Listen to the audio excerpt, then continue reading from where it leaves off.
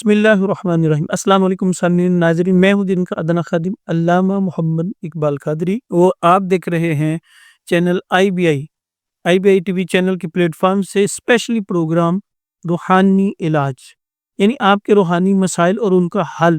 یہ ہمارا تیسرا ایپیسوڈ ہے جو کہ بحمدہ تعالی جو ہمارے اس آئی بی آئی چینل کے آنر ہیں محترم سر ڈاکٹر آفتاب احمد صاحب، یہ ان کی فرمائش پہ شروع کیا گیا، اور کسی بھی قسم کے فرقہ واریت کو، کسی ایک فرد واحد کو ٹارچر کرنے کے لیے نہیں، یا کسی کی دل آزاری کے لیے نہیں، یہ صرف اور صرف اصلاحی ایک پروگرام جو شروع کیا گیا، لوگوں کی عامت الناس کے مسائل کو دیکھتے ہوئے، سامنے رکھتے ہوئے محترم ڈاکٹر آفتاب احمد صاحب نے اس پروگرام کو شروع کروایا کہ روحانی مسائل اور ان کا حل۔ سامعین محترم، ہم پریشان کیوں ہوتے ہیں؟ تب پریشان ہوتے ہیں کہ جب ہم قرآن پاک و احادیث مبارکہ کا دامن چھوڑ دیتے ہیں اور بے رہروی کا شکار ہو جاتے ہیں۔ پھر دیگر جو مسائل ہیں دنیاوی لحاظ سے، اپنی ایکٹیویٹیز میں، ہم پھر جب ہمیں کوئی دھوکہ دیتا ہے، ہم ڈپریشن میں چلے جاتے ہیں، کوئی ہمارا کو حق چھین لیتا ہے، ہم پریشان ہو جاتے ہیں، یا پھر کوئی بھی ایسا کام کرتے ہیں جو خلاف شرع ہو، اللہ اور اس کے رسول صلی اللہ علیہ وسلم کی نافرمانی والا ہو، تو پھر اس کا نتیجہ کیا نکلتا ہے؟ زندگی کے اندر بے برکتی آ جاتی ہے، صحت کے اندر بے برکتی آ جاتی ہے، اور پھر ہم ایک ایک کر کے ایک ایسا بد عملی کے اوپر، ہم ایسی بے رہروی کے اوپر، ایسے گمراہی کے راستے پر چل نکلتے ہیں کہ ہماری صحت بھی ڈیمیج ہو جاتی ہے، ہماری روحانیت بھی بگڑ جاتی ہے، اور جب روحانیت بگڑ جائے تو پھر بہت سے زیادہ مسائل پیش آتے ہیں۔ قرآن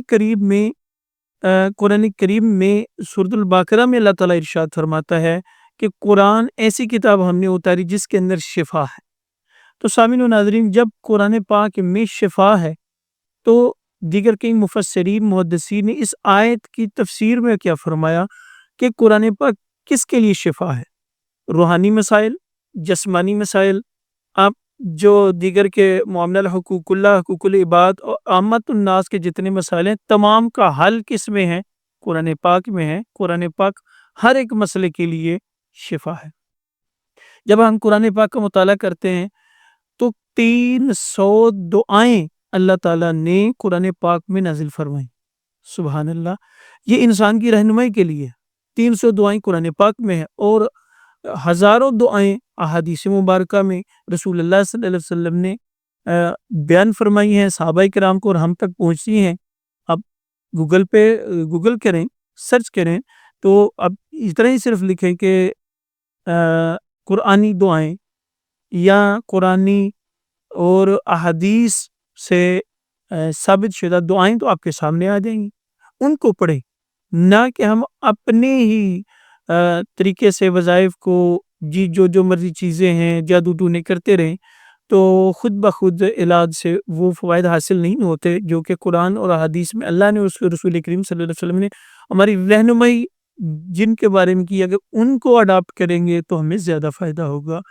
قرآن کریم میں جد الانبیاء جناب ابراہیم علیہ السلام، بلکہ 29 انبیاء، 1,24,000 کم و بیش انبیاء رسول آئے دنیا کے اندر، لیکن قرآن کریم میں صرف 29 انبیاء کا تذکرہ ملتا ہے، اور 29 انبیاء میں جد الانبیاء ہم ابراہیم علیہ السلام، آپ کی جب زندگی کو ہم سرچ کرتے ہیں تو ذرا غور کیجیے کہ آپ کی 90، ایک حدیث مبارکہ میں 90 سال تک، اور ایک حدیث مبارکہ میں اسے بھی اب 150 سال یا 130 سال کے رونا بہت دیگر بھی کئی الفاظ آئے ہیں کہ اتنی دیر تک آپ کی اولاد ہی نہیں تھی، آپ صبر بھی کرتے تھے، شکر بھی کرتے تھے۔ اور امام غزالی علیہ رحمہ آپ کیا فرماتے ہیں کہ انسان کی ساری پریشانیاں 2 وجہ سے ہیں۔ نمبر 1، بندہ وقت سے پہلے مانگتا ہے، ٹینشن میں آ جاتا، اور دوسرا مقدر سے زیادہ مانگتا ہے، پھر بھی پریشان ہو جاتا ہے۔ تو جلد بازی جو ہے دعا میں نہیں کرنی چاہیے۔ مقدر سے پہلے نہیں مل سکتا، وقت سے پہلے نہیں مل سکتا، اور مقدر سے زیادہ نہیں مل سکتا۔ جتنا اللہ نے لکھ دیا ہے اتنا مل کے رہے گا، اس کو کوئی روک نہیں سکتا۔ جد الانبیاء جناب ابراہیم علیہ السلام آپ کی اولاد نہیں لی، تو آپ دعا کرتے ہیں ربی حبلی من لدنک ذریۃ طیبۃ انک سمیع الدعاء۔ یا رب العالمین ربی حبلی من لدنک، یا رب العالمین اپنی جناب سے مجھے اولاد عطا فرما، من ربی حبلی من لدنک ذریۃ طیبۃ، پاکیزہ اولاد عطا فرما، ربی حبلی من لدنک ذریۃ طیبۃ انک سمیع الدعاء، تو دعاؤں کو سننے والا ہے۔ پھر اللہ تعالیٰ نے اس جناب ابراہیم علیہ السلام کی اس دعا کو استجاب بھی بخشا، یعنی دعا کو قبول بھی کیا۔ کیسے کہ آپ کو بہت ہی پیارا بیٹا، نبی بیٹا، جو بعد میں آپ کے بعد نبی بنے، جناب اسماعیل علیہ السلام عطا فرما۔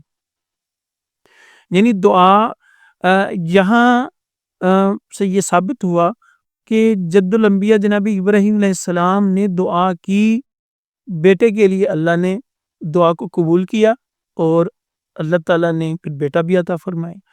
ایک تو یہ بات ثابت ہوئی کہ قرآن سے ثابت شدہ دعائیں پڑھنی چاہیے، احادیث سے ثابت شدہ دعائیں پڑھنی چاہیے، وہ زیادہ جو اگر قبولیت کی ہم خواہش مند ہیں۔ نمبر دو، جو انبیاء علیہ السلام نے مانگی ہیں دعائیں، وہ بڑی جلدی قبول ہونے والی ہیں۔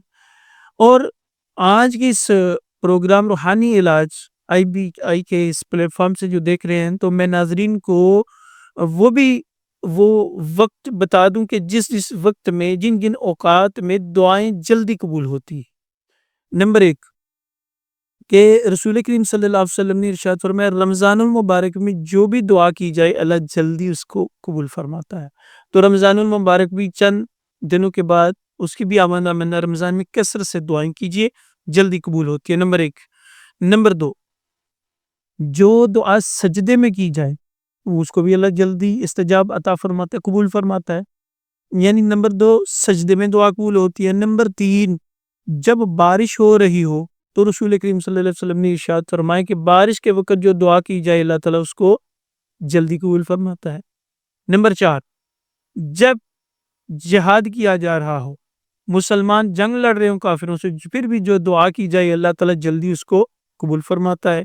نمبر پانچ، رسول کریم صلی اللہ علیہ وآلہ وسلم نے ارشاد فرمایا اذان اور اقامت کے درمیان جو دعا کی جائے اللہ اس کو بھی جلدی قبول فرماتا ہے۔ یعنی ہمارے معاشرے کے اندر مسجدوں میں جب اذان پڑھی جاتی ہے تو جماعت میں 15 منٹ کا جو وقفہ ہوتا ہے وہ دعا کی قبولیت کا وقت ہے۔ جو بھی دعا کریں گے اللہ تعالیٰ جلدی سنے گا اس دعا کو۔ الترغیب و ترہیب کے اندر یہ حدیث مبارکہ موجود ہے۔ نمبر 6، کہ رسول کریم صلی اللہ علیہ وسلم نے ارشاد فرمایا تہجد کے وقت جو دعا مانگی جائے اللہ تعالیٰ اس کو بھی جلدی قبول فرماتا ہے۔ تہجد کی 12 رکعتیں، اگر اٹھ کے تہجد کے وقت 2 رکعت بھی نماز تہجد پڑھ لی جائے تو تہجد مان لی جائے، اس وقت جو دعا کی جائے اللہ تعالیٰ اس کو بھی جلدی قبول فرماتا ہے۔ تو یہ ساتواں وقت بتایا گیا احادیث مبارکہ میں کہ جو بھی تہجد کے وقت دعا کی جائے اللہ جلدی قبول فرماتا ہے۔ نمبر 8، رسول کریم صلی اللہ علیہ وسلم نے ارشاد فرمایا کہ فرض نماز کے بعد جو بھی دعا کی جائے اللہ جلدی قبول فرماتا ہے اس کو۔ یہ ابن ماجہ شریف کی حدیث ہے، مشکات شریف میں بھی موجود ہے۔ تو جب بھی فرض نماز پڑھے تو فرض نماز کے فوراً بعد جو بھی دعا مانگے کہ اللہ تعالیٰ اس کو جلدی قبول فرماتا ہے۔ نمبر 9، رسول کریم صلی اللہ علیہ وسلم نے ارشاد فرمایا جب آب زمزم پیو تو جو بھی دعا کرو گے اللہ تعالیٰ جلدی قبول فرمائے گا۔ تو جب بھی آب زمزم، آج کل ہمارے پاکستان میں کئی لوگ مسلمان میں حج اور عمرہ کر کے آتے ہیں تو وہ آب زمزم لاتے ہیں، آپ کو گفٹ کرتے ہیں، ہمیں گفٹ کرتے ہیں، تو وہ آب زمزم کھڑے ہو کر پینا سنت ہے، اور جو بھی دعا کریں گے اللہ تعالیٰ اس کو قبول فرمائے گا۔ نمبر 9، رسول کریم صلی اللہ علیہ وسلم نے ارشاد فرمایا کہ جب بندہ سجدے میں ہوتا ہے تو پھر اللہ تعالیٰ کے سب سے نزدیک دنیا میں کب ہوتا ہے بندہ اللہ کے؟ جب سجدے میں ہوتا ہے۔ سجدے میں جو بھی دعا کی جائے اللہ تعالیٰ اس کو بھی جلدی قبول فرماتا ہے۔ نمبر 10، رسول کریم صلی اللہ علیہ وآلہ وسلم نے ارشاد فرمایا عرفہ کے دن، یعنی کہ یہ حجاج کرام عرفہ کے میدان میں جب جمع ہوتے ہیں تو عرفہ کے دن یہ ذوالحجہ کے مہینے میں عرفہ کا دن آتا ہے تو جو بھی دعا کی جاتی ہے اللہ تعالیٰ اس کو جلدی قبول فرماتا ہے۔ نمبر 10 کہ جب جب بندہ دعا کرتا ہے، قرآن کریم میں اللہ تعالیٰ ارشاد فرماتا ہے اوجیبو دائی اذا دعان، جب بھی اللہ تعالیٰ سے بندہ دعا مانگتا ہے تو اللہ تعالیٰ اس کو قبول فرماتا ہے۔ قرآن پاک میں سورۃ البقرہ میں واضح ہے جب کوئی اللہ تعالیٰ سے دعا مانگتا ہے تو اللہ تعالیٰ اس کی دعا کو سنتا ہے۔ نمبر 11 حضور صلی اللہ علیہ وسلم نے ارشاد فرمایا مظلوم پر ظلم سے بچو، کہ جو ظلم کیا جاتا ہے مظلوم پر تو اس کی اور اللہ کے درمیان کوئی پردہ حجاب نہیں ہوتا، یعنی مظلوم کی دعا بھی جلدی اللہ تعالیٰ سنتا ہے۔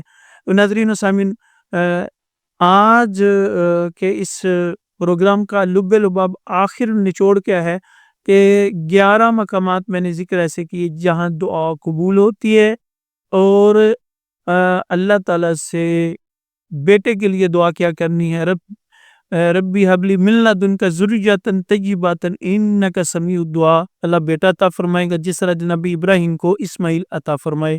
اللہ تعالیٰ میرا حامی و ناصر و دعا میں یاد رکھیے گا۔ اگلی نشست اگلے ایپیسوڈ میں نئے ٹاپک سے ملیں گے۔ السلام علیکم ورحمۃ اللہ وبرکاتہ۔